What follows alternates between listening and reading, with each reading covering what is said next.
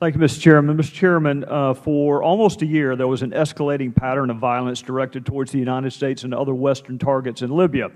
Attacks on the consulate in Benghazi, attacks and assassination attempts on the British ambassador, attacks on the International Red Cross, attacks on courthouses, judges assassinated, culminating on September the 11th, and the murder of 4 Americans, including our ambassador to Libya. Before those 4 murders, Mr. Chairman, just a few weeks before that, our embassy in Libya said this to the Department of State: the security condition in Libya remains unpredictable, volatile, and violent.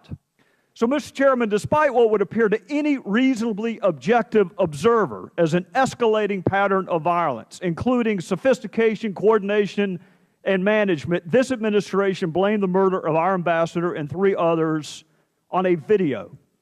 Don't take my word for it, Mr. Chairman. Let's look at what Ambassador Rice herself said. Our current assessment is that what happened in Benghazi was, quote, in fact, initially a spontaneous reaction. I don't know what the phrase in fact means in diplomatic legalese. I can tell you what it means in a courtroom, Mr. Chairman. It means it's a fact.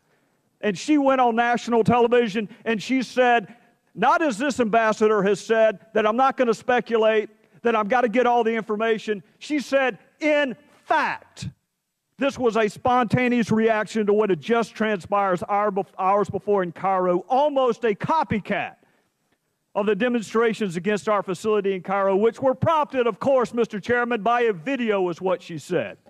And then she proceeds to say the attack was spontaneous. I can think of few things, Mr. Chairman, more antithetical to spontaneity than a 12-month-long prologue of violence in Libya. And then she said she relied solely and squarely on the information the intelligence community provided. Mr. Chairman, I would like to have another hearing where we can ask Ambassador Rice under oath, who told you what when? You're going to blame the intelligence committee? You come before this committee and you tell us who told you it was a video. Who in the intelligence community said it? Who in the diplomatic community blamed this on a video? And then we move to Jay Carney, who's the spokesperson for the leader of the free world.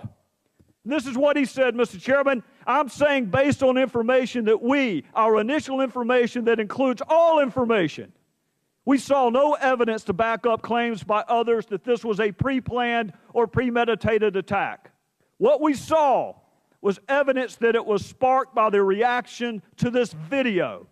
And that is what we know thus far based on evidence, concrete evidence, close quote. Mr. Chairman, you know that in former life, I spent a little time in the courtroom. So when I hear the phrase concrete evidence, it means something to me. That's even stronger language than simply saying something is in fact. So 2 representatives of this administration gave demonstrably false statements, not just to us, but to our fellow citizens on national television.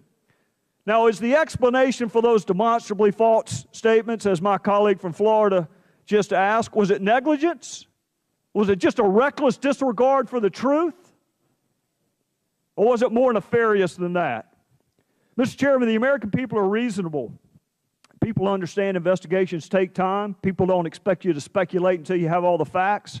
What they will not forgive, Mr. Chairman, is being misled. We want our questions answered, and I want them answered by the people that went out before the American people and sought to mislead them by blaming this on a video when there is no evidence, concrete or otherwise, to support the assertions made by this administration.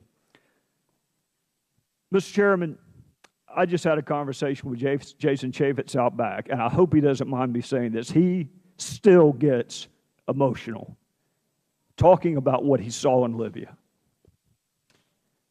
There were 4 brave Americans who died under circumstances that we can scarcely fathom. The terror, the fear, the anarchy of being killed in that fashion. They did what their country asked them to do. They stood post under dangerous circumstances even after requests for security were denied. They stood their post.